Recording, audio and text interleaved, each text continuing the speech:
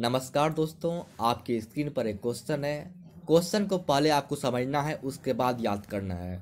मैंने आपको पहले भी बताया है कि आपको समझने के बाद याद करने में काफ़ी आसानी होगी। ठीक है।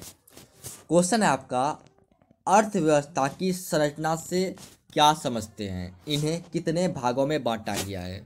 देखिए, अर्थव्यवस्था की संरचना, ठीक है, इसी के बारे में आपको बताना है और इसे कितने भागों में बांटा गया है इसके बारे में भी आपको बता देना है। ठीक है, आइए आंसर देखते हैं। अर्थव्यवस्था की संरचना का मतलब विभिन्न उत्पादन क्षेत्रों में अर्थव्यवस्था के विभाजन से है। दोस्तों, ये जो आपका अर्थव्यवस्था की संरचना है, इसका मतलब क्या हुआ? इसका मतलब हुआ कि अलग अलग उत्पादन के जो क्षेत्र हैं, ठीक है, उन उत्पादन के क्षेत्रों में अर्थव्यवस्था का विभाजन करना। ठीक है, आगे देखिए। अर्थव्यवस्था में विभिन्न प्रकार की आर्थिक क्रियाएं संपादित की जाती है। दोस्तों, आपको पता है कि अर्थव्यवस्था के अंतर्गत बहुत सारी जो है आर्थिक क्रियाएं संपादित यानी पूरी की जाती है। ठीक है, ये बात आपको पता होगा। कौन कौन सी आर्थिक क्रियाएं? यहाँ पर देखिए, कृषि, उद्योग, व्यापार, बैंकिंग, बीमा, परिवहन, संचार आदि।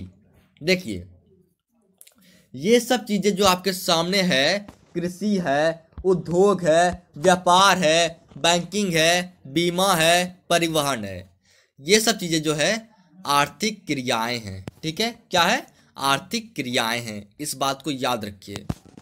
इन क्रियाओं के आधार पर अर्थव्यवस्था की संरचना को 3 भागों में बांटा गया है।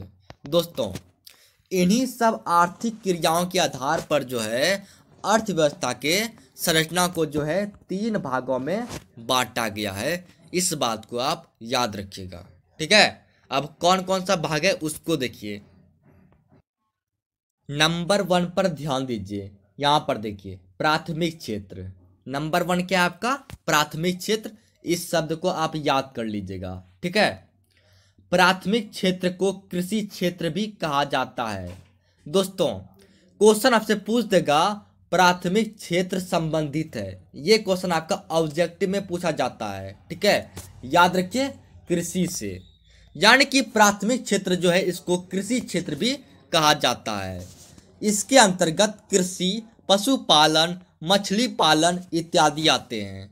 देखिए, प्राथमिक क्षेत्र जो है, ठीक है, इसके अंतर्गत क्या क्या आता है आप याद कर लीजिए। कृषि आता है, पशुपालन आता है, मछली पालन आता है, और भी कई सारी चीज आते हैं। ठीक है, द्वितीयक क्षेत्र को देखिए, शब्द को याद कर लीजिए। द्वितीयक क्षेत्र, पहला था प्राथमिक क्षेत्र, दूसरा है द्वितीयक क्षेत्र। ठीक है, द्वितीयक क्षेत्र को औद्योगिक क्षेत्र भी कहा जाता है। देखिए, ये जो आपका द्वितीयक क्षेत्र है, ठीक है, इसको क्या कहते हैं? औद्योगिक क्षेत्र कहते हैं। आपसे पूछ देगा द्वितीयक क्षेत्र संबंधित है, याद रखिए, औद्योगिक से यानी उद्योगों से।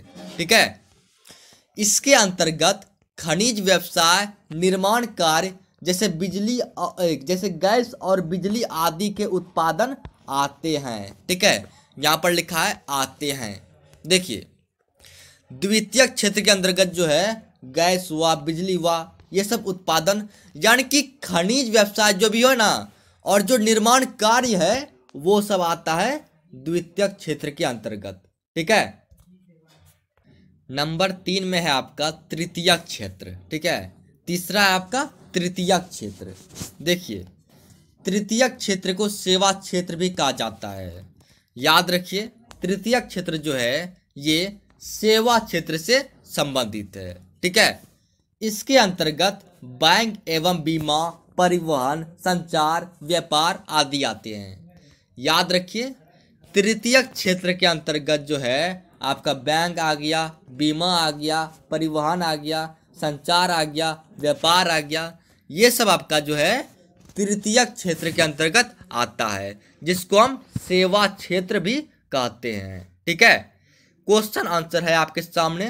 पूरा क्वेश्चन आंसर आप अभी तुरंत याद कर लीजिए। ठीक है, टालना बिल्कुल भी नहीं है, तुरंत याद करना है। और दोस्तों मैंने आपको बताया कि आप चाहें तो फेयर कॉपी बना सकते हैं और सारे क्वेश्चन को जो है आप कॉपी में लिख सकते हैं। Thank you.